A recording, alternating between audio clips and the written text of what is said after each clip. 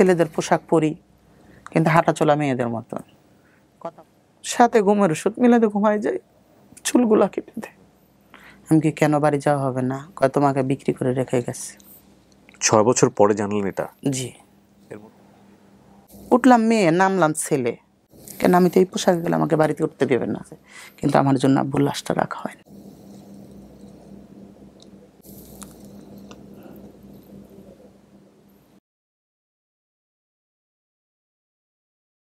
আসসালামু আলাইকুম প্রিয় দর্শক এবং শ্রোতা, আল্লাহ সর্ব অবস্থায় আমাদের সবার মঙ্গল করুন। সবসময়ের জন্য সেই দোয়া এবং শুভকামনা জানিয়ে শুরু করছি লাইফের একটি এপিসোড।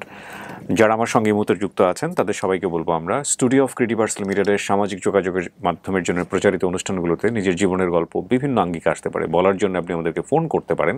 আমাদের ফোন নম্বর হচ্ছে 09639887777। আমি আবারও বলছি 09639887777। এছাড়া আমাদের একটি মেইল অ্যাড্রেস আছে sharemystory24@gmail.com। কথা বাড়াচ্ছি না, কে রয়েছে আমার সঙ্গে, চলুন একটু জানার চেষ্টা করি। নাম কি আপনার? আমার নাম বন্যা ব্যাপারী। বয়স কত? 88-তে জন্ম। সেই হিসেবে আপনার বয়স, ওকে ফাইন। আর জন্ম জেলা? ঢাকা কেরানীগঞ্জ মডেল। ঢাকাতেই জন্ম আপনার বলতে? জি। শুরু করেন বন্যা। আমার আব্বা আমার আম্মার আগে আরেকটা বিয়ে করে, ওই আম্মার কোনো সন্তানাদি হয় নাই। আমরা আম্মুকে জমি লিখে দিয়ে বিয়ে করে। আপনার মা দ্বিতীয় ওয়াইফ তার? জি। ওকে। আমরা ওই আম্মুর ঘরে 5 ভাই বোন হই। আচ্ছা। আমার বড় ভাই মারপেটে থেকে প্রতিবন্ধী হয়, তারপরে বড় বোন হয়, তারপর আমার এক ভাই আর আমি যমজ হই 2 জন। আচ্ছা। আমার পর আমার এক ছোট বোন।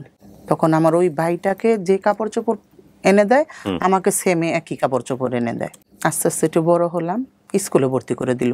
তখন তো আমার আব্বার অর্ধেক বয়স হয়ে গেছে, যেরকম বুড়ো হয়ে যায় দাদা নানা যেরকম হয়, মানে এত বেশি বৃদ্ধ হয়ে গেছে? হ্যাঁ। আম্মা ছিল হচ্ছে অ্যাবনর্মাল। 6 মাস মা এরকম পাগলের মতো থাকে, 6 মাস ভালো থাকে, আর একটু সরল সোজা। সন্তানকে সামাল করে মা বাপ, আমরা মা বাপকে সামাল করতাম। বড় বোনটার উপরে দখল যায়। তখন কৃষিকাজ করে আব্বু আলু লাগায়, কাঁচামরিচ লাগায়, যে পেঁয়াজি লাগায়, মানে এগুলা নিয়ে উঠাইতে হয়, বাজারে নিয়ে বিক্রি করতে হয়। এগুলা বড় বোনটা অনেকটাই আব্বার হেল্প করে। আস্তে আস্তে বড় বোনটা বড় হলো, বড় বোনটাকে বিয়ে দিতে হবে। তখন আমার এক চাচতো ভাই ছিল। চাচতো ভাই বলে কি, কাকা আপনার মেয়েটাকে আমি বিয়ে করবো, আমাকে বাইরে পাঠায় দেন। তখন আপনি কি করেন? তখন আমি ছোট, অনেক ছোট। হ্যাঁ। ওকে। আমাদের বাড়ি অর্ধেক বিক্রি করে দেয়, বিক্রি করে ওখানে নিয়ে টাকা রাখে। ওকে দেশের বাইরে পাঠিয়ে দিয়ে বিয়ে শাদী দিবে বাইরে? হ্যাঁ, আমার বোনকে বিয়ে দিবে। ওকে। পরবর্তীতে কি করে, আমার বোনকে বিয়ে করে না। ওহো। যে আমার জেঠিমা ছিল, উনি বলতো যে বলে ওর মা হয়েছে পাগল, ও তো পাগলই হবে। আমার মামা খালু দেখাশোনা করে আমার দুলাভাইয়ের কাছে সবরাতের দিন বিয়ে হয়। আপনার ওই বোনের? হ্যাঁ। আমার দুলাভাইটা কানে কম শোনে, একটু সরল সোজা টাইপের। আব্বা লোকের কথা না শুনতো, বোনটার ভালো জায়গায় বিয়ে হতো, আর আমাদের জায়গা জমি যদি বিক্রি না করতো ভালো জায়গায় বিয়ে হতো। তখন আমি ক্লাস 2 এর থেকে পড়ি। বিয়ে হয়ে গেল, আব্বু আস্তে আস্তে আস্তে আস্তে না অসুস্থ হয়ে গেল। আমার বড় ভাইটা তো প্রতিবন্ধী, কোনো কাজ কাম করতে পারে না। আর আমার সাথে যে ভাইটা, সেই ভাইটাও কাজ কাম করে, কোনো বাড়িতে টাকা পয়সা দেয় না। তখন আমি আস্তে আস্তে বড় হতে লাগলাম। আব্বা কি করে, লোকের বাড়িতে নিয়ে কাজে দিয়ে আসে। আপনাকে? আমাকে টাকা দিবে 250 টাকা মাস। মা আমাকে থাকতে দেয় না। মা ওখানে যায় কি করবে, যাবে নিয়ে আসবে। মা সন্তানকে আর কি দূরে দিবে না। তখন তো সংসার আয়ের তো আর কেউ নাই। আবার আরেক জায়গায় দোকানে 4 দোকানে কাজে দিয়ে দেয় আমাকে। আচ্ছা। 300 টাকা মাস। ওখানে কয়েক মাস কাজ করার পর মা যে নিয়ে আসে, তুই ছোট মানুষ, তুই কাজ কর। আপনার কি লেখাপড়া বন্ধ ওই সময়টাতে? ওই সময়টা লেখাপড়া কোন ক্লাস থাকা অবস্থায় ঘটনা? 2 ক্লাস 2 এর পরে আর পড়াশোনা? 2 এর পরে মনে হয় 3 পর্যন্ত পড়ালেখা করেছি। তারপরে আপনার এই ঘটনা? হ্যাঁ। হ্যাঁ, তারপর? আমাকে মানুষের বাড়ির গরু বাছুর পালার জন্য রাখাল দেয়, এরকম আব্বা আমাকে নিয়ে নিয়ে রাখাল দিয়ে আসতো। টাকা এনে সংসারে যাই হয়, আবার এদিক দিয়ে জমি বিক্রি করে যাই হয়, সংসার তো চালাতে হবে। এরকম করতে করতে করতে করতে বড় হইতেছি, আস্তে আস্তে বড় হইতেছি। নিজের শরীরের পরিবর্তন মনে হইতেছে। তুই বাড়িতে থাকাস কেন, তুই বাড়ির থেকে চলে যাস না কেন? কে বলেন? আপনার সাথে যমজ ভাই? জি, ও কি বড় না ছোট আপনার? আমার বড়। কেন টর্চার করতো আপনাকে? টর্চার করতে আমি তো ওদের মতো না, ছেলেদের পোশাক পরি কিন্তু হাঁটা চলা মেয়েদের মতন, কথা বলা মেয়েদের মতন, চলাচল বেশি মেয়েদের সাথে। চলে যাবে কেন? মানে বাড়ি থেকে আপনি বাড়িতে না থাকেন এটা চাইতো আপনার ভাই? এটা চাইতো। আপনার যে টুইন ভাইটা সে কি আপনার মতো দেখতে? হ্যাঁ, সেম আমার মতো দেখতে। কিন্তু আপনার যেরকম আচরণ ওর মধ্যে সেই জিনিসটা ছিল না? না, ওর মধ্যে স্বাভাবিক ছেলেদের মতো। আপনিও আপনার মতো স্বাভাবিক, সে তার মতো স্বাভাবিক। জি জি।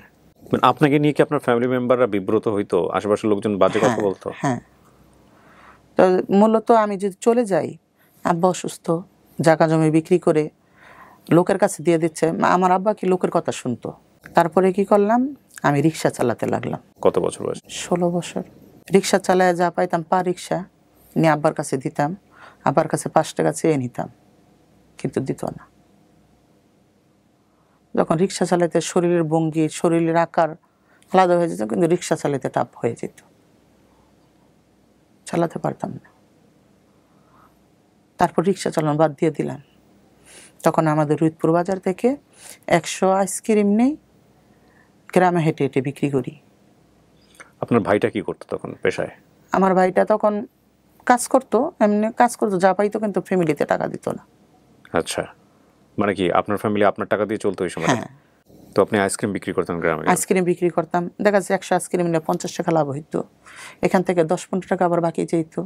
তখন আমার মূলত উদ্দেশ্য, আমার টাকা কামাইতে হবে, আমার ফ্যামিলিকে দেখতে হবে। তো আপনার শরীরের মধ্যে এই যে পরিবর্তনগুলো আসছিল, জি আর মানুষজনই যে আপনাকে যে বাঁকা চোখে দেখে, জি।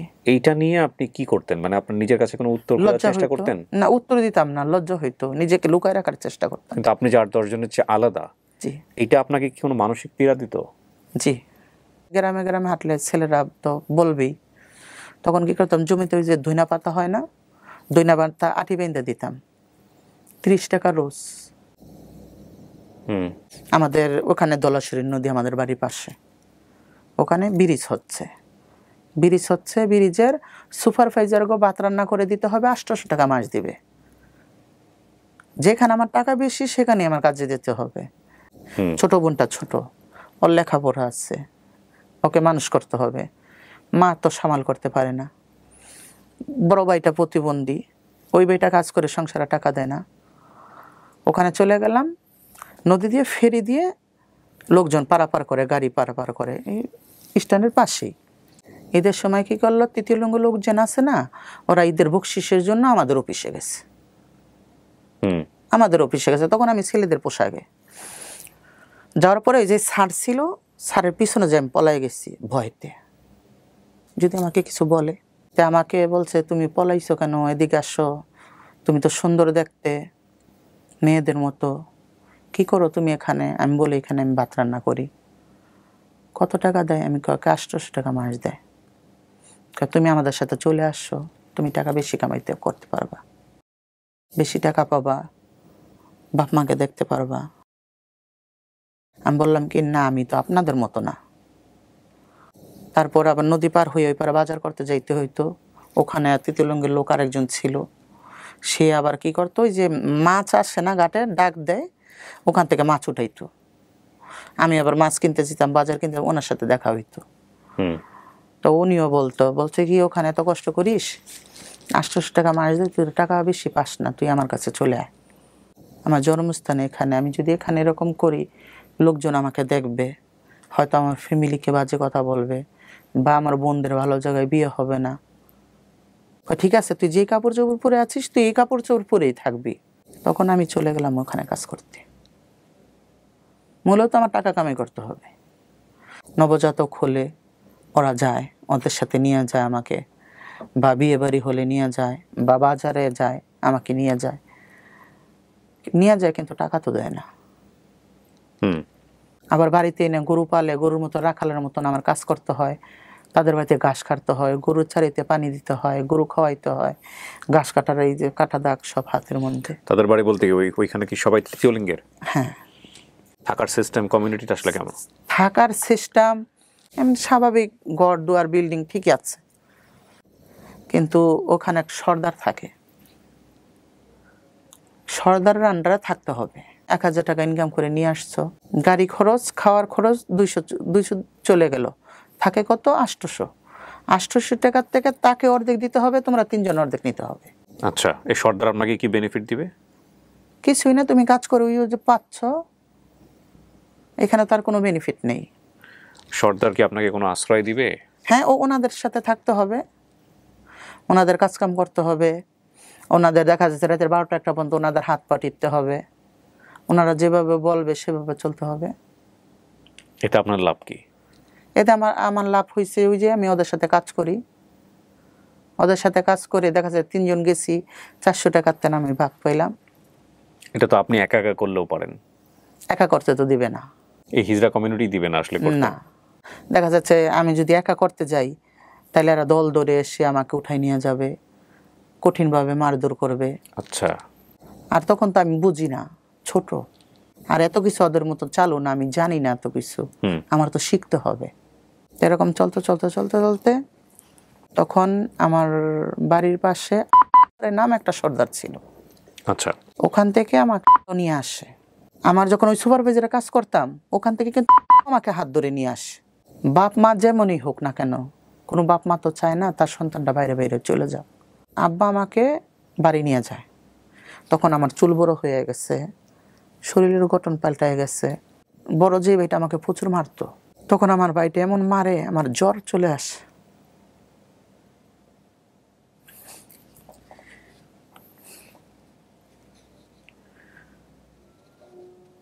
আমার মার কাছে জ্বরের ওষুধ এনে দেয়, সাথে ঘুমের ওষুধ মিলাতে ঘুমায় যায়, চুলগুলা কেটে দেয়। এরকম করে মনে করেন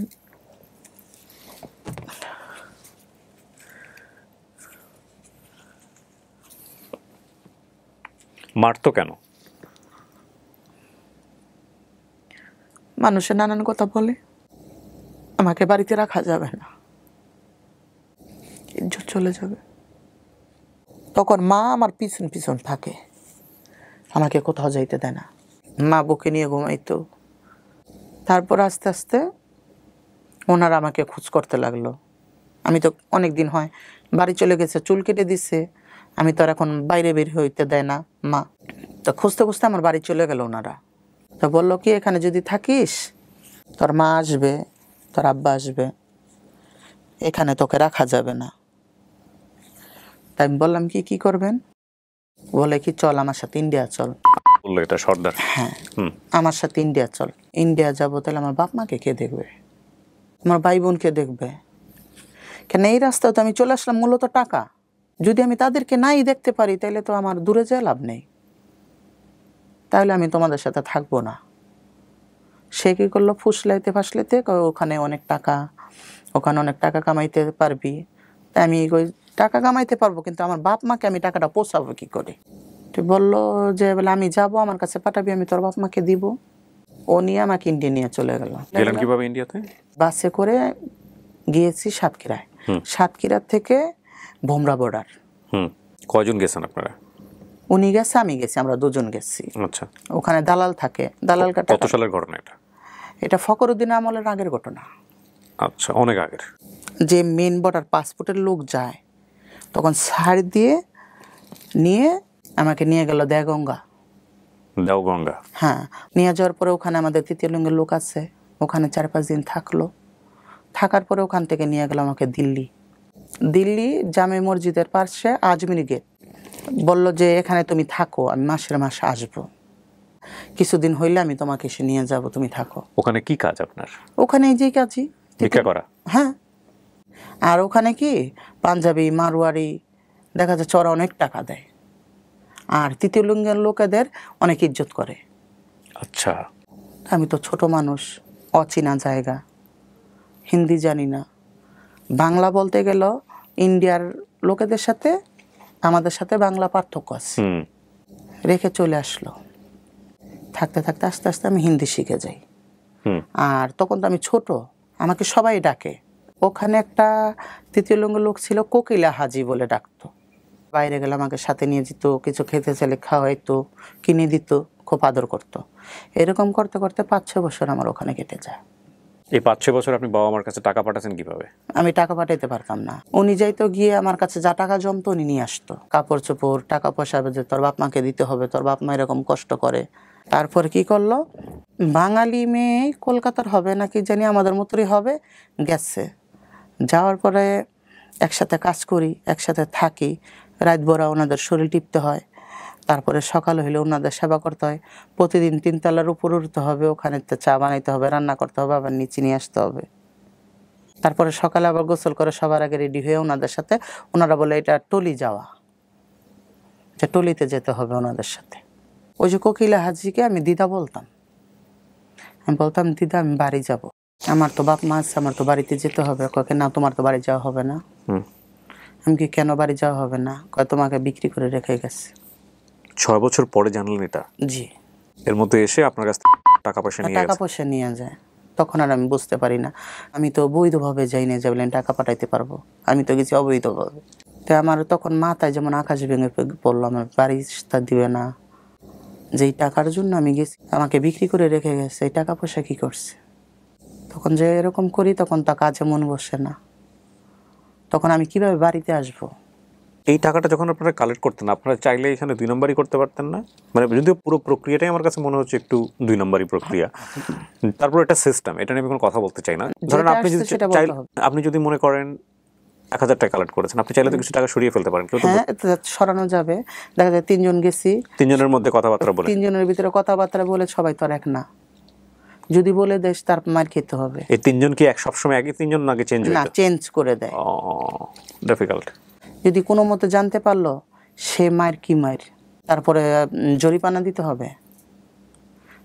200 নিয়েছো, তোমার 30,000 50,000 দিতে হবে। ওখানে ধর্মীয়ভাবে কি প্র্যাকটিস করা হয়? ধর্মীয় বাবা যার যার ধর্ম তার কাছে নিজের মতো করে আলাদা আলাদাভাবে পালন করে সবাই। হ্যাঁ, আর বিশেষ করে কি মুসলমানই বেশি, ওরা মুসলমান ধর্মটাই বেশি পালন করে। নামাজ কালাম পড়ে সবাই? হ্যাঁ, নামাজ কালাম পড়ে, হজ করে, রোজা রাখে। মাশাআল্লাহ। নামাজ পড়ে, বাড়িতেও পড়ে, মসজিদে যায় পড়ে, মসজিদও গিয়েও পড়ে। হ্যাঁ, যেরকম মক্কা শরীফ মহিলা, তৃতীয় লিঙ্গের লোক, পুরুষ পোলা সবাই নামাজ পড়ে, এরকমই। ওখানে কোনো বাধা দেয় না কেউ? কোনো কিছু বলেনি কখনো? বললে ওনারা হয়তো ওই সিস্টেমে পাঞ্জাবি পরে, জুব্বা পরে, দেখা যায় হাজি রুমাল দিয়ে মাথা টাথা ডেকে ডেকে সুন্দর করে অজু টজু করে। আচ্ছা, না, এই বিষয়ে আমার জানাশোনা খুবই কম, আমি প্রশ্নটা আসলো বলে করলাম। আমার হয়তো ইউটিউব থেকে দেখে নেওয়া দরকার ছিল এই মুহূর্তে, আমি জানি না, হয়তো দেখেও নিব। আপনারা আমাকে একটু দয়া করে বলবেন কিনা আমার এই ইউটিউবের ভিডিওর নিচে কমেন্ট সেকশনে এসে, থার্ড জেন্ডার বলি বা তৃতীয় লিঙ্গ বলি বা আমাদের ভাষায় যেটা প্রচলিত আছে, হিজড়া যারা আছেন, তারা কি মসজিদে গিয়ে নামাজ পড়তে পারেন? যদি পারেন তাহলে এটার সিস্টেমটা কি?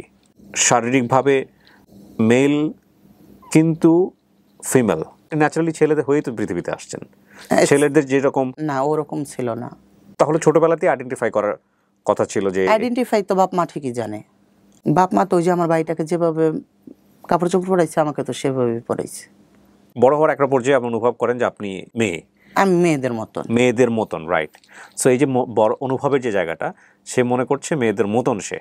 এখন সে যদি নামাজ পড়তে চায়, সে কি মসজিদে গিয়ে নামাজ পড়তে পারবে? এইটাই হচ্ছে আমার কোয়েরি, আমার জানা নাই।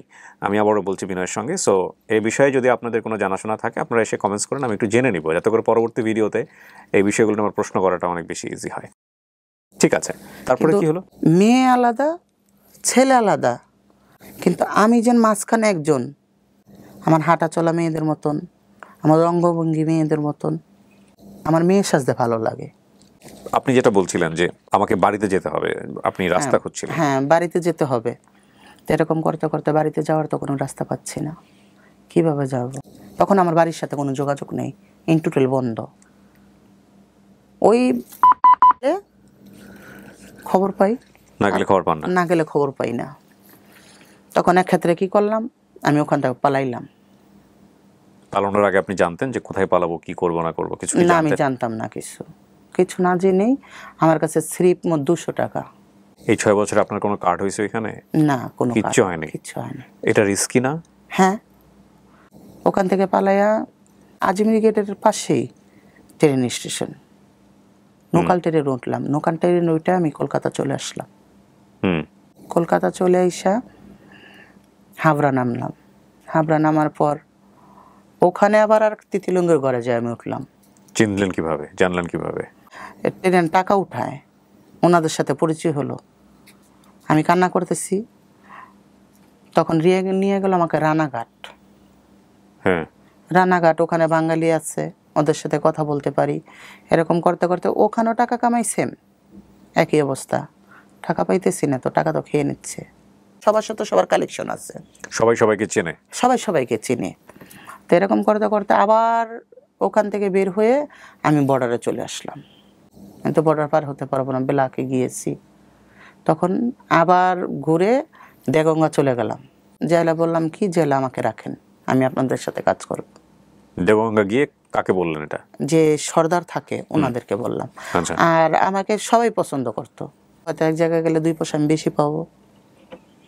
তো ওখানে থাকলাম, থাকার পরে ওখানে বাংলাদেশের থেকে লোকজন যাতায়াত করতো। কিছুদিন থাকার পরে ওই বাঙালি লোকের সাথে আবার বেলাকে আবার বাংলাদেশে চলে আসলাম। আচ্ছা। বাংলাদেশে চলে আসলাম সাতক্ষীরায়। তখন আমার কাছে টাকা নেই, রাত্র হয়ে গেছে। রাতে আমি কোথায় যাব? ওখানে তো আমার কেউ নাই। সাতক্ষীরা নিউ মার্কেটের ওখানে 4 দোকানে বসলাম। তো 4 দোকানদার আমাকে দেখে বলছে কি, তুমি জায়গায় যাবা? কোন জায়গা? মানে জায়গার সর্দার, সাতক্ষীরার সর্দার। ওকে। তাই আমি বলছি, উনি কি করে? কয় কেন, ওই জায়গায় তৃতীয় লিঙ্গ লোক, অনেক লোক থাকে, তুমি কি যাবা? আমি বলছি হ্যাঁ যাব। তো তখন আমাকে ওনার কাছে নিয়ে যায়। তখন ইরিকা তেরাল দিয়ে এই সমান কাদা, এই কাদা পানি ভাঙ্গা আমার এক চকের মাঝখানে উনি বাড়ি করছে, গোলপাতার একটা ঘর। গিয়ে দেখি ওনার ওই জায়গায় পুরুষ পোলারা বাজে নেশা করে, কেউ গাঞ্জা খাচ্ছে, কেউ মদ খাচ্ছে। ওখানে আমার থাকতে হবে। কেন, আমার তো টাকা নেই, আমি বাড়ি আসবো কী করে? সাতক্ষীরার থেকে একটু দূরে বাজার, ওখানে আবার ওনার শিষ্য মেয়ে থাকে। তো ওনার শিষ্য মেয়ে প্রতিদিন ওনার কাছে যায়, যে কাজ করা, দোকানে টাকা উঠানো, হয়তো বেবি হইলে ওখান থেকে টাকা আনা, বিয়ে বাড়ির থেকে টাকা আনা। উনি সকালে যায়, কি করে, নিউ মার্কেটের ওই পাশে হোটেল আছে সোনারগাঁও, ওখানে বসে ওই বাড়ির থেকে যারা থাকে আসে, আইসে একসাথে কাজ করে। উনি আর ওই বাড়িতে যায় না, উনি ওনার বাড়িতে যাওডাঙ্গা ব্যাক করে। তাই আমি বললাম কি, নানু আমি তো এখানে থাকবো না, তাহলে ওনার সাথে চলে যাই। উনির সাথে সকালে আসবো, আমি কাজ করে দিয়ে ওনার কাছে চলে যাব। কয় না, যাওয়া যাবে না, তোমার এখানেই থাকতে হবে।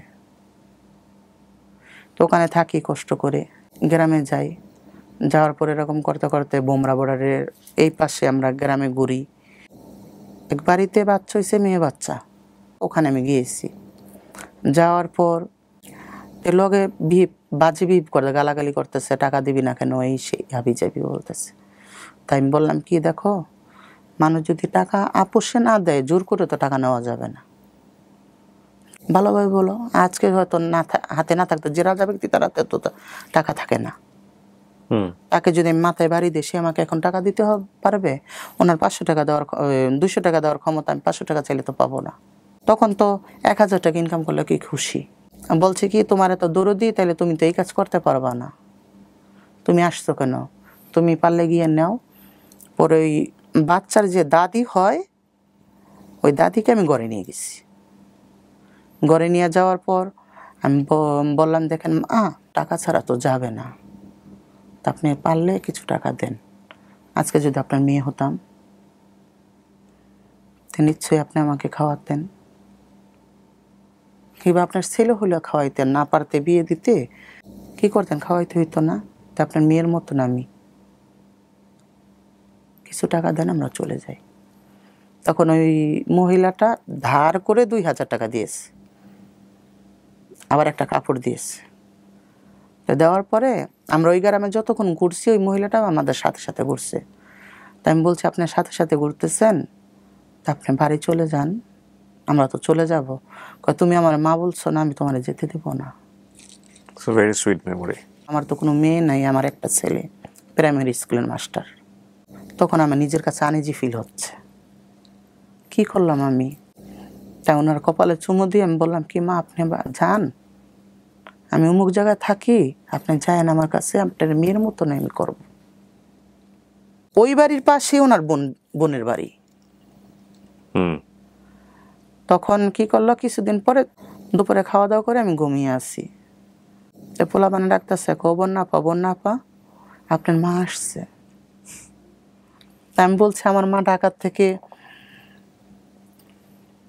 নদী পার হইয়া তো মিটপুর কি জিনিস আমার মা বলতে পারে না, আমার মা এত দূর চলে আসবে, সর এখন খেলাধুলা করবো না, যা বিরক্ত করিস না, এখন আমি ঘুমাবো ওই গুল পাতার ঘরে। তখন ডাকতেছে, উঠলাম, কয় মা তুমি আমার চিনছ? আমি বলছি হ চিনছি, চিনবো নাকে, আসেন। ওনারে নিয়ে আসলাম, ওনাকে রাখলাম, নিজের টাকা দিয়ে বাজার করে ওনাকে খাওয়ালাম, বাজার করে ওনাকে মার্কেটিং করে দিলাম আমি। এখন বলছে মা তোমার আমি নিতে আসছি, এখন আমি তো আর যাই না। আমি বলছি ঠিক আছে আপনি যান, আমি আরেক সময় যাব। তারপরে ওনার হাজবেন্ড উনি আসছে আমাকে নেওয়ার জন্য। এখন ওনার হাজবেন্ডকেও আমি মার্কেটিং করে ওনাকে বিদায় করে দিচ্ছি, আমি আর ওখানে যাই না। লজ্জা হচ্ছে, আমি ওখানে কি বলবো, কিভাবে যাব, আমি এরকম মানুষ, লোকে কি বলবে। তারপর ওই প্রাইমারি স্কুলের মাস্টার আর তার বউ আসছে আমাকে নিতে। তখন আমি বললাম ভাবি আমি যাব, আমি সকালে যাব, আমি বিকেলবেলা কিন্তু চলে আসব, আমি কিন্তু থাকবো না। কয় ঠিক আছে তুমি বিকালবেলায় চলে এসো, বিকেলবেলা চলে এসো। কিন্তু ওই মহিলার চেহারা আর আমার চেহারা এক চেহারা। আর ওই মহিলা বাড়ি গিয়ে বলছে যে আমার এক ছেলে আর এক মেয়েও হয়েছিল আমার বাপের বাড়ি এরকম, ওই মেয়েটাকে এরা নিয়ে গেছে ঢাকায়। 5-6 বছর পরে খোঁজে খোঁজে আমার খোঁজে খোঁজে বাড়ি আসছে, সবার সাথে এটা যে প্রচার করছে, সবাই জানতেছে আপনি তার মেয়ে, সবাই জানতেছে আমি তার মেয়ে। তখন আমি গেছি ওনাদের বাড়িতে, ওই সর্দার বংশ ওনারা, ওনাদের আশেপাশে যে বাড়িঘর আছে ওনার এই সব আত্মীয় স্বজন। এখন পুরা বাড়ি ভর্তি হয়ে গেছে আমাকে দেখতে, ছোটো মার মেয়ে এসেছে, ছোটো মার মেয়ে এসেছে। এখন লজ্জায় তো আমি ঘর থেকে বের হই না, আমি বিকালবেলা ওখান থেকে চলে আসছি। তারপর আস্তে আস্তে আবার গেলাম, আবার আসলাম, ওনারও আসলো গেল, এরকম করতে করতে ফ্রি হয়ে গেছি। এখন আমি ওখানকারই মেয়ে, ওনারই মেয়ে। আপনার মার কাছে যান নাই বাড়িতে? না এখনো পর্যন্ত যাইনি, আমি ছোট থেকে তো ভালোবাসা পাইনি, তো ওখানে আমি একটু ভালোবাসা পাচ্ছি, ওই ভালোবাসাটি আমার কাছে অনেক কিছু। তার ছেলে মেয়েরা কেনাকাটা করে দিতাম, তাদেরকে কেনাকাটা করে দিতাম, তারাও আমাকে দিত, আদর করত। আমার ভাইয়েরও মা আমার আব্বা, আব্বা ভাইয়েরও আমারও, মানে ওই যেখানে ওই সম্পর্ক তৈরি হলো সেটা ওখানে। ওই ভাইকে বলতো যে বলে যদি আমি মারা যাই আমার লাশ বরাব দিয়ে রাখবি, কিন্তু আমার বন্যাকে না দেখায় কখনো মাটি দিবি না। কিন্তু বাকিটা আমি বলতে চাচ্ছি না, যেগুলো ওনাদের কাছে কি আঘাত আমি পেয়েছি। হঠাৎ করে আমার মনে পড়লো আমার বাড়ি যেতে হবে, ওখানেও কিন্তু আমার 2-2.5 বছর কেটে গেছে। আমার টাকা পয়সা খেয়ে আমাকে 5,000 টাকা দিয়ে আমাকে বাড়ি পাঠাইলো। তখন আমি কি করি, গাড়ির থেকে নেমে বাড়ি আসি, ব্যাগের ভিতরে আমার ছেলেদের প্যান্ট, ছেলেদের গেঞ্জি, ছেলেদের টি শার্ট, ক্যাপ আমার ব্যাগে।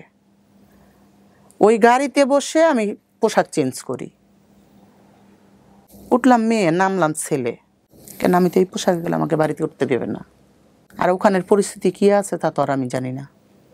আমি ফিরলাম 6 বছর, এখানে 2-2.5 বছর, প্রায় 9 বছর পর। 9 বছর পর। তো ওখানে গিয়ে দেখি কি আমার মা একদম আমার জন্য বদ্ধ পাগল, তাকে সিমেন্টের খামের লোকে তালাদা রাখতে হয়। আব্বা একদম বয়স হয়ে গেছে, বাড়িতে মানুষের জন্য থাকা যায় না, সবাই আমাকে দেখতে আসতেছে, অমুকের ছেলে অমুকের মেয়ে এরকম সুন্দর হয়ে গেছে। আমার শরীরের রোগ দেখা যেত, আমি যখন পোশাক পরে রাস্তাতে হেঁটে যেতাম মনে হইতো কি জন্তু যাইতেছে, আমি তৃতীয়লিঙ্গের হয়ে গেছি। তারপরে কি করলাম, আমি চলে আসলাম সেই সাতক্ষীরা চলে আসলাম, কিন্তু মোবাইলে 7 টাকা 8 টাকা মিনিট কাটে, বাড়িতে কন্টিনিউ আমি যোগাযোগ করি দেখা যায় 4-5 মাস থাকলাম, 4-5 মাস টাকা নিয়ে আর কারো কাছে টাকা দিই না, টাকা নিয়ে বাড়ি চলে আসি, বাড়ি এসে আব্বার কাছে টাকা দিই, আব্বার সংসার চালায়। 4-5 দিন থাকলাম, আবার চলে গেলাম, ওখান থেকে টাকা কামাইতে তখন আমার বড় যেই ভাইটা, ওই ভাইটাকে বিদেশ পাঠাবে, আব্বার জমি বিক্রি করলো, আবার আমিও কিছু টাকা দিলাম, ভাইটাকে সৌদি আরব পাঠালাম। ফখরুদ্দিন দিন আমলে আব্বু স্ট্রোক করলো, তখন অবরোধের সময় আব্বু স্ট্রোক করছে, হসপিটাল ভর্তি, তখন আমি ঢাকা আসি। তখন আব্বুর টাকা পয়সা দিয়ে চিকিৎসা করালাম। চিকিৎসা করার পরে ডাক্তার বলল আর ভালো হবে না, প্যারালাইস হয়ে গেছে। তখন বাড়ি নিয়ে গেল। বাড়ি নিয়ে যাওয়ার পরে এখন আমি তো আর বাড়ির থেকে কোথাও যাব না। তখন বড় বোন আমাকে বলল যে তুই যদি বাড়ি থাকিস তে আব্বু চিকিৎসা কীভাবে চলবে, সংসার কীভাবে চলবে। তখন আমি বললাম কি তাইলে এই নাম্বারে যদি আমাকে ফোন দাও তাইলে তুমি পাবা। তুই যা। তখন আমি ওখানে যা কাজ করি, টাকা পাঠাই, আব্বুর চিকিৎসা হয়, সংসার চলে। আব্বু 18 দিন 19 দিন পরে মারা গেল। মারা যাওয়ার পরে আমার সন্ধ্যার দিকে ফোন দিছে। দেওয়ার পর আমি তখন তো হরতাল অবরোধ, ফখরুদ্দিনের আমল। আমি সারা রাত গাড়িতে ছিলাম। আস্তে আস্তে সকাল 10টা বাজছে আমার বাড়িতে গেছে, কিন্তু আমার জন্য আব্বুর লাশটা রাখা হয়নি।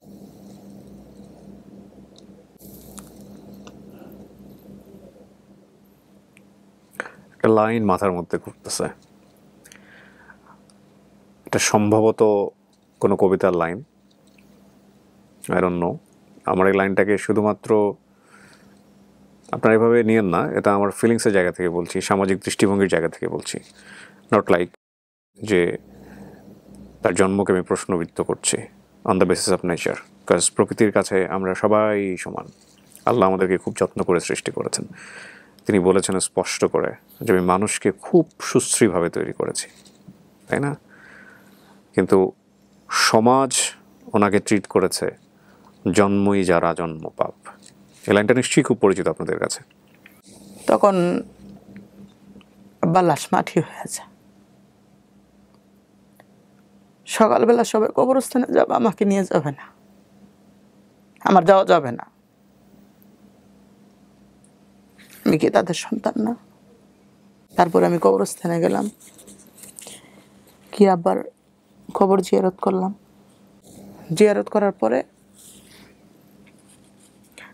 4 দিনের খরচ করলাম আব্বার। আমি যদি খরচ করি কোনো মানুষ আসবে না। তখন আমি টাকা দিয়ে আসলাম আমার বড় ভাইয়ের কাছে, যে প্রতিবন্ধী। টাকা দিয়ে কাপড় আমি চলে আসলাম, ভাই তোমরা খরচ করো, আমি চলে যাই। যাতে কেউ না জানে এই টাকাটা আপনার। যাতে কেউ না জানে এই টাকাটা আমি দিচ্ছি।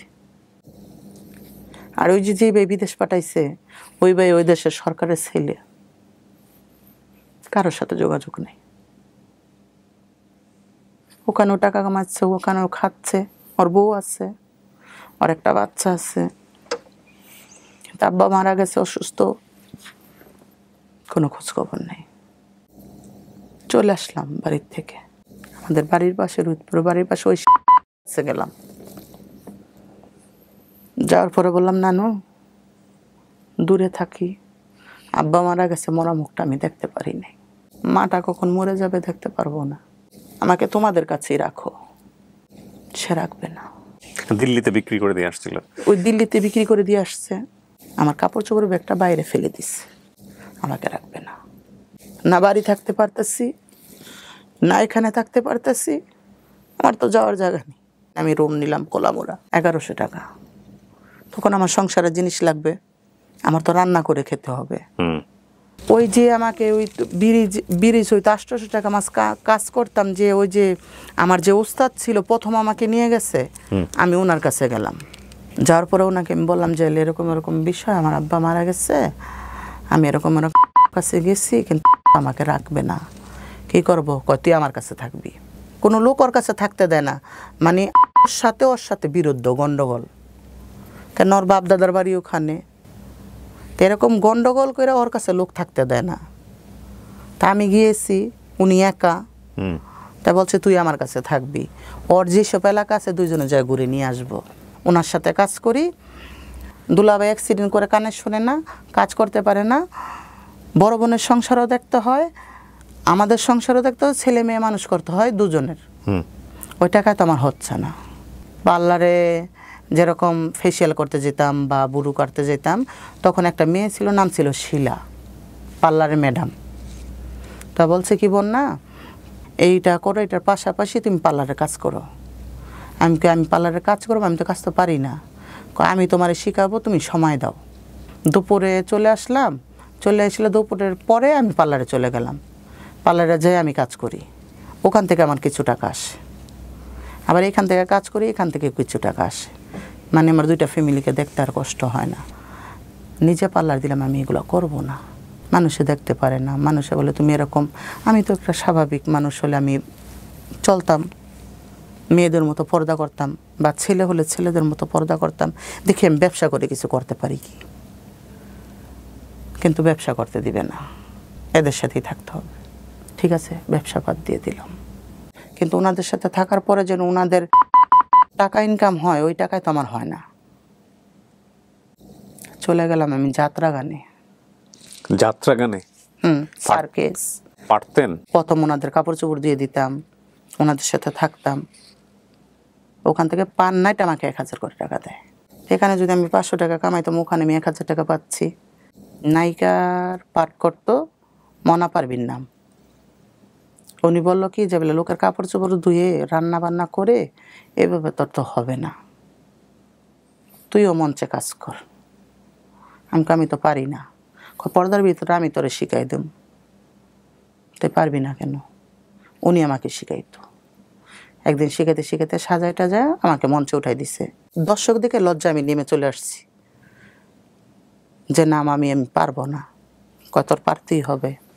দেখা যাচ্ছে শীতের সিজনে আমি ওনাদের সাথে যাত্রা গানে কাজ করতাম, আর গরমের সিজনে তিতিলুঙ্গের লোকের সাথে কাজ করতাম। এরকম করতে করতে আবার পার্লারের কাজও করতাম। তখন আমি ভাড়া থাকি, ওখানেই স্বামী স্ত্রী দুজন ভাড়া থাকে। মহিলাটা সরল সোজা, একটু পাগল টাইপের। যখন আমি রান্না করি তখন ওই স্বামী আর মহিলা আমার কাছে এসে খাড়ায় থাকে। আপা আপনি কি করেন? আমি বলছি ভাই আমি পার্লারে কাজ করি। আপনার কি বিয়ে শাদী হয়েছে? আমি কি না। বলছে আপনার সন্তান আছে? আমি বলছি না। ওনার ওয়াইফকে বলছে নার্গিস তোমার যদি বাচ্চাটা হয় আপাকে দিয়ে দিও। তখন অবাক হয়ে গেলাম, কেন আমার নেই দেখে কি আপনি আমাকে উপহাস করতেছেন? বলছেন না, আমি আগে বিয়ে করছি, আমার আগের বউর বাচ্চা কাচ্চা আছে, এর আমি পরে বিয়ে করছি। এর আগে একজন বাচ্চা হয়েছিল, ও তো ওরকম স্বাভাবিক না, বাচ্চাটা মারা গেছে। আমি কই ভাই আমার ছেলে মেয়ে দরকার নাই, আমার কিছু দরকার নাই, আপনি যান। তা কয়েকদিন পরে বলছে কি আপা আমি তো দেশে যাব, ধান ক্ষেত করব, নার্গিসকে যদি আপনার কাছে রাখতেন আমি দেশের তেনে ধান টান লাগায় চলে এসে আবার ওরে নিয়ে যেতাম। আমি বলছি ঠিক আছে থাকবে, ওর যখন কেউ নাই আমার কাছে থাকবে। তা আবার ওই মাঝে মধ্যে আইসা আমার ঘরে টিভি আছে, টিভি দেখে, রান্না করলে কিছু দিলে খায়। তা আমি ওর কাছে তথ্য নিতেছি। আমি বলছি উনি কি হয় তোমার স্বামী? তা ওনার সাথে কীভাবে বিয়ে হয়েছে? এরকম এরকম আমার দাদু আমাকে সম্পত্তি লিখে দিয়ে গেছে, ওই সম্পত্তি লোভ আমাকে বিয়ে করছে। তাই তোমার স্বামী যেন তোমার বাচ্চাটা দিয়ে দিতে চাইতেছে, তুমি কি দিয়ে দিবা? বলছে হ্যাঁ আপা দিয়ে দিম। আমি যে বাচ্চাটা নিলে তো আমি এভাবে নিব না, আমি নিলে লেখাপড়া করে নিব। কয় ঠিক আছে দিয়ে দিব। তখন আমার বাচ্চাটার দিকে একটু আগ্রহ হলো। আগ্রহ হওয়ার পরে ওরা আমি একটু ভালো মন্দ খেতে দেই, রেখে চলে গেল। সে আর আসে নাই, কেন নিজের যন্ত্রণা বাঁচতেছি না, আর এক যন্ত্রণা কপালে আমার জুটে গেল। কিন্তু ওর প্রেগনেন্ট অবস্থা, ওর খরচ বেশি। এরকম করতে করতে যখন বাচ্চাটা হলো তখন আমি মনে করলাম কি আমি মুক্তি পেলাম ওর হাতের থেকে। তখন আমি ওর 1 মাস রাখলাম। 1 মাস রাখলাম ওকে দুধ খাওয়ানোর জন্য। আর বেশি রাখলে তো বাচ্চার দিকে টান হয়ে যাবে, আমাকে তো বাচ্চাটা দিবে না। ওর কাছ থেকে পেটে থাকতেই আমি লেখাপড়া করে নিয়েছি। নেওয়ার পর যখন বাচ্চা হয়ে গেল, যখন ওকে আমি বিদায় করবো, যে নার্গিস তুই কি নিবি? ওনাকে একটা মোবাইল কিনে দিতে হবে, ওনাকে 4 জোড়া 3 পিস দিতে হবে, জুতো দিতে হবে, কসমেটিক সব কিনে দিতে হবে। দিছি। দেওয়ার পরে আমি বাচ্চাটাকে ওনাকে কোলে দিয়ে আমি বললাম কি বোন তুই তো মা, তুই যদি তোর বাচ্চাকে না দেস আমি তোর বাচ্চাকে নিব না, তুই নিয়ে যা। ওকে বাচ্চা দিয়ে লঞ্চের টিকিট কেটে বরিশাল বাড়ি ছিল, আমি লঞ্চে উঠাই দিয়েছি বাচ্চা সহ। বাচ্চা সহ লঞ্চ ঘাটে ময়লার মধ্যে বাচ্চাকে ফেলে রেখে দিয়েছি। তাহলে তোকে আমি দিয়ে আসলাম, তুই বাচ্চাটাকে লঞ্চ ঘাটে ময়লার মধ্যে ফেলে রেখে দিয়েছিস, আমার কাছে রেখে যেতি। ফেলে রেখে এসে আমার বাসার পাশেই দাঁড়ায় আছে রাস্তার মধ্যে। পাশের লোকে আমাকে খবর দিচ্ছে। তখন আমি বাচ্চা নিয়ে আসলাম, বাচ্চা নিয়ে এসে ওকে নিয়ে আসলাম। নিয়ে এসে আমি বলছি যে তোকে আমি কালকে এত টাকা পয়সা খরচ করে তোকে আমি বাড়ি দিয়ে পাঠাইলাম, বলছে আমি তোমার কাছ থেকে যাবো না, আমার অন্য কোথাও কাজে লাগে দাও, বাচ্চা তোমার কাছে থাক। তাহলে তুই কি কাজ করবি? কেউ তো তোকে কাজও নিবে না, আর বাচ্চার সাথে তো তোকে আমি রাখবো না। স্বামীও নাই? না, স্বামী তো ওই যে ফেলে রেখে গেছে। ওই তখন কি করলাম, বাচ্চা রাখলাম, বাচ্চা রেখে ওকে আমি বিদায় করে দিলাম, যা কখনো তুই আমার কাছে আসবি না। বাচ্চা তো রাখবে না, একটা এর আগে একটা হয়েছে, মারা গেছে, মেরে ফেলছে, এইটাকেও মেরে ফেলবে। তাইলে আমি 8-9 মাস তোর পিছনে শ্রম দিয়ে কষ্ট করে আমার কি লাভ হইলো তুই যদি বাচ্চাটা মেরে ফেলিস? যদি তোর টাকা পয়সার কোনো কিছু প্রয়োজন থাকে, দূরে থাইকা তুই আমার কাছে চাবি, আমি তোকে দেব, কিন্তু কখনো তুই বাচ্চার কাছে আসতে পারবি না। ছেলে না মেয়ে? ছেলে। তখন আমি কাজের লোক রাখলাম ওর জন্য, রাত্রে আমি রাখবো। এরকম করতে করতে ছোট বোনটার বিয়ে ঠিক হয়। ছোট বোনটার বিয়ে হয়ে যায় বাড়ির পাশে। থাকলো কে মা, ন্যাংরা ভাই।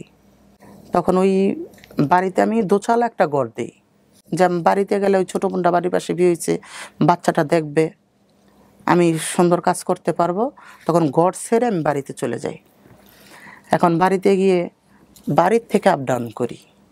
আমার প্রতিবন্ধী ভাই আমার ছোট বোনকে বুদ্ধি দিতেছে যে তুই বাপের যতটুকু সম্পদ পাবি অতটুকু সম্পদ বিক্রি করে আর মাস সম্পদ বিক্রি করে তোর স্বামীরে বিদেশ পাঠাই দে, কিন্তু বন্যারা জানানো যাবে না।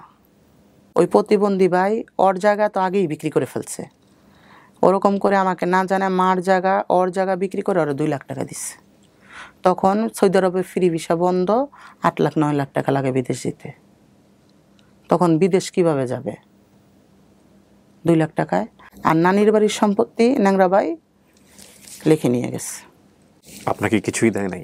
না, লিখে নিয়ে যে আমাদের কাছে বিক্রি করে টাকা এনে খাইছে। অথচ ওই ন্যাংরা ভাইকে বিয়ে করাইছি আমি। ছোট বোন ঋণ করে তার স্বামীরে বিদেশ পাঠাইছে। এখন ছোট বোনের সংসার, বড় বোনের সংসার আমার কাঁধে। ছোট বোনের কাছে ছেলেকে রেখে কাজে যাই, 2-2.5 বছর হয়ে যায়। আমি বাড়ি থাকতে পারি না সমাজের মানুষের জন্য। তখন আমি আমার বাড়ির পাশে আবার বাড়ি থেকে চলে আসলাম, বাইরে চলে গেলাম। যাওয়ার পর সৌদি আরবের ভাই বাড়ি আসলো। বাড়ি এসে আমাকে বলে যে আমার 1 টাকার তোর 1 লাখ টাকার সমান, কেন তোর অবৈধ টাকা কামানো। তখন ভাইয়ের সাথে তো আমি উত্তর দিতে পারি না। এর মধ্যে আবার ওই বিদেশ ব্যাক করে 6 মাস থেকে, ওখানে গিয়ে বিরাট বড় অ্যাক্সিডেন্ট করে। বিদেশ থেকে ভাই বাজে বিহেভ করে। যখন ভাই আমাকে বাজে বিহেভ করে, সমাজ আমাকে বিরোধী, তখন আমি আত্মহত্যা করতে চাই। হয়তো আমি সমাজের বোঝা, আমি কে, আমি কি, কারো কাছে আমি ঠাঁই পাচ্ছি না কেন। তখন আমি 20টা ট্যাবলেট একসাথে খাই। ছেলে সারাদিন খেলা করছে দুলাবালি দিয়ে খেলা করে আমার পাশে গিয়ে বসে আঙ্গুল খাইতেছে। আমি আবার পাশে বান্ধবী কইতাম, বান্ধবী বলছি যে আমি যদি মরে যাই আমার ছেলেটাকে এতিমখানায় দিয়ে দিস, আর যদি আমার ছোট বোন নিতে চায় তাহলে আমার ছোট বোনকে দিয়ে দিস। চল তো বন্যারে দেখে আসি। আমার ওই বান্ধবী পরে আমাকে দেখতে আসছে, আইসা দেখে কি আমার কোনো জ্ঞান নেই। পরে আমাকে হসপিটাল নিয়ে যায়, কিন্তু হসপিটাল নিয়ে যাওয়ার পর আমার ভাই বোন কেউ আসে না আমাকে দেখার জন্য। যে আমাকে দেখতে আসিস নি, আমার ছেলেটা ছোট, তোর আমার ছেলেটাকেও নেসনি, তাইলে আমার টাকা পয়সা ভালো লাগে, আমি ভালো লাগি না। ঠিক আছে, আমাকে ছাড়া যদি তোরা ভালো থাকতে পারিস ভালো। এর মধ্যে আম্মা মারা গেছে, তাহলে এখানে তো আছে বড় ভাই, ছোট বোনের স্বামীও কামাই করে, আমিও কামাই করি। আমার কাছে 6-7 বছর রেখে মেয়ে বিয়ের উপযুক্ত হয়েছে। মেয়ে যে এবার এসএসসি দিবে। বোনের মেয়ে। ওনাদের সংসার সব সাজায় দিছি। আপনার নিজের কোনো সংসার হয়নি? আমার কোনো সংসার। আপনার ছেলেটা কোথায়? আমার ছেলেটা মাদ্রাসায়। মাদ্রাসায় পড়ান ওকে? জি। আপনি কি চান, ওকে হাফেজ বানাতে চান? ওকে আমি হাফেজ বানাইতে চাই। ও কি জানে ওর গল্পটা, ওর মায়ের গল্পটাও জানে? না, জানে না। ওর মার যোগাযোগ করছিল আপনার সঙ্গে? না, কখনোই যোগাযোগ করে নাই। ওই আপনাকে মা ডাকে? মা ডাকে আমাকে। তো বলে না আমার বাবা কোথায়, বা ওরকম 8-10টা ছেলের মতো তো বড় হচ্ছে। যখন ওই ছোট বোন যখন আমার কাছে থাকে, তখন ছোট বোনের পরিচয় দিয়ে আর জন্ম নিবন্ধন আর সবকিছু ছোট বোনের। ও, ছোট বোনের স্বামীকে আব্বু বলে, ছোট বোনের স্বামী। আপনি জিজ্ঞেস করুন তোমার মা কয়টা? 2টা। তুমি তার ছেলে আমাকে দিয়ে দিচ্ছে মানুষ করার জন্য। এভাবে জানে সে? এভাবে জানে, কিন্তু ছেলেকে আদর করে। বোনের জামাই ছেলেকে আদর করে। আমি হিসাব করছিলাম 88-তে জন্ম হলে আপনার 37 থেকে 38 বছর বয়স। হ্যাঁ। একটা প্রশ্ন করি আপনাকে, জি। কেন বললেন এই গল্প? লক্ষ লক্ষ মানুষ দেখবে আপনাকে ইউটিউবে। আসছি মানুষকে জানানোর জন্য যে মানুষের জীবনটা কিভাবে চেঞ্জ হয়েছে। আপনার জীবন যে এরকম, এটা তো আপনার কোনো হাত নাই। কিন্তু কেউ আমাকে কখনো বুঝলো না, এটাই। ওর জীবনে যতগুলো ঘটনা, ঘটনার পরের ঘটনা, অনুঘটনা, প্রতি ঘটনা, ঘটনার ঘটনা, হ্যাঁ, ঘটনার পরম্পরা, সব কিছুর জন্যে ওর জন্মের এই অবস্থা দায়ী। ওর গল্পতে যা আছে, যতটুকু সত্য আছে মিথ্যা আছে, সেটা আল্লাহ ভালো জানেন, উনি ভালো জানেন। এবং ওইটুকুর জায়গা থেকে আমরা বলতে পারি সব কিছু একটা জায়গাতে এসে থেমে গেছে। আপনি দেখেন স্কুলে যাওয়ার পরে স্কুল যাওয়াটা হলো না, শুধুমাত্র লিঙ্গ অবস্থার কারণে তার কোনো ফিউচার হলো না, বিভিন্ন রকমের বৈষম্যের শিকার হলো, পরিবার হলো না, সমাজ হলো না, আদর হলো না, ভালোবাসা হলো না। এবং আমরা এইভাবে যে কমিউনিটিটাকে আমরা আমাদের প্রাত্যহিক জীবনে যেভাবে আমাদের সামনে ওরা আসে, যেভাবে দেখে থাকি, যেভাবে ওরা প্রত্যেকটা সময় আমাদের সাথে পরিচিত হয়, বাসে, হাটে, মাঠে, ঘাটে, বিভিন্ন উৎসবে, সেটা খুবই যে কাঙ্ক্ষিত পরিবেশ আমি বলবো না, অনেকটাই অনাকাঙ্ক্ষিত। কিন্তু এই মানুষগুলোর গল্প আছে, প্রত্যেকেরই গল্প আছে, যে গল্প জানলে আপনার জায়গা থেকে তাদের সাথে খারাপ ব্যবহার করা কিংবা তাদেরকে নিয়ে যে আসলে কিছু করা উচিত, সমাজের একটা কালেকটিভ এফোর্ট থাকুক, এই চিন্তাটা অন্তত আপনার মাথার মধ্যে জন্মগ্রহণ করবে। আমি এই কমিউনিটির অনেককে নিয়ে কাজ করেছি, অনেকভাবে আমি তাদের গল্প এনেছি। আমি জানি দিন শেষে সবার গল্পই শুধুমাত্র এই একটা কারণে কেন জানি থেমে যায়, একটা কারণে সবার সাথে সবার গল্প কেন জানি মিলে যায়। এবং এই অবস্থার পরিবর্তন ঘটানো খুবই জরুরি, খুবই জরুরি। এবং আমি মনে করি এই অবস্থার পরিবর্তন ঘটতে হলে সবচাইতে গুরুত্বপূর্ণ হচ্ছে আমাদের দৃষ্টিভঙ্গির পরিবর্তন। আমি হয়তো আমার জায়গা থেকে একটা ক্ষুদ্র কন্ট্রিবিউশন রাখতে পারি এই গল্পগুলো আপনাদের সামনে এনে, সেটা কি কোনো পরিবর্তন আদৌ করে কিনা ওইভাবে দেখা যায় না। কিন্তু আমি মনে করি এক্সাম্পল সেট করতে হবে বিভিন্ন স্টেক হোল্ডারদের, সমাজ নিয়ে যারা কাজ করছেন, যার যার অবস্থান থেকে কাজ করছেন। খুব সাম্প্রতিক সময়ের একটা উদাহরণ দিয়ে আমি গল্পটা আজকে শেষ করতে চাই। উত্তরার মাইলস্টোন কলেজে যে ভয়াবহতম অনাকাঙ্ক্ষিত ঘটনাটি ঘটে গেছে, বিমানাশ্রে পড়ে যে শিশুগুলো মারা গেছেন, সেখানে সেই শিশুগুলোর জন্যে একদল এরকম তৃতীয় লিঙ্গের মানুষ গিয়েছিলেন তাদেরকে রক্ত দেবার জন্য। এবং তাদের আকুতি ছিল, আমরা তো কিছু করতে পারি না, আমরা আসছি রক্ত দেবার জন্যে। আমরা সমাজে কন্ট্রিবিউশন রাখতে চাই, এই রাখতে চাওয়ার জায়গাটাকে আমাদের প্রসারিত করতে হবে, আমাদের দৃষ্টিভঙ্গি বদলাতে হবে। দে আর হিউম্যান বিং লাইক আস। এই পরিবর্তনটা যদি আমরা করতে না পারি, এটা নিঃসন্দেহে আমাদের জন্য লজ্জার। আমি আপনাকে ধন্যবাদ জানাই, আপনার এই গল্পটা আমার কাছে অন্যরকম একটা অনুভূতির জন্ম দিল। এত প্রতিকূল পরিস্থিতির মধ্যে আপনি যেহেতু নিজেকে টিকে রাখতে পেরেছেন, আপনি তো যোদ্ধা, এবং আপনি সামনেও টিকে থাকবেন ইনশাআল্লাহ, ভালো থাকবেন। আপনার এই গল্পটা যারা নিজেকে অনেক বেশি অসহায় মনে করে তাদের জন্য অনুপ্রেরণা হয়ে থাকবে। আর আমি আপনাকে ধন্যবাদ জানাই যে আজকে আপনি আসছেন। আপনার ছেলে অনেক বড় হোক, সে বড় হয়ে আপনাকে মায়ের মতো দেখুক এবং আপনার দুঃখে পাশে থাকুক, এই কামনায় শেষ করছি। আমার ছেলের জন্য সবাই দোয়া করবেন, আমিও সবার জন্য দোয়া করব, আপনাদের জন্য দোয়া জি আলহামদুলিল্লাহ। প্রিয় দর্শক এবং যাতে ওরা আমি কোরআনের পাখি বানাইতে পারি, অনেক দোয়া থাকলো। প্রিয় দর্শক এবং শ্রোতা, আমরা শেষ করছি আজকের মতো। সবাই অনেক ভালো থাকুন। লাইফের এই গল্পটি আপনার জীবনে যদি কোনো প্রভাব ফেলে থাকে এবং আপনি যদি মনে করেন আপনারও গল্প আছে, যে গল্পটি সমাজকে জানিয়ে আপনি একটি মেসেজ দিতে চান, নিঃসন্দেহে আপনি যোগাযোগ করতে পারেন আমাদের ইমেইলে কিংবা ফোন নাম্বারে। আসসালামু আলাইকুম। আসসালামু আলাইকুম।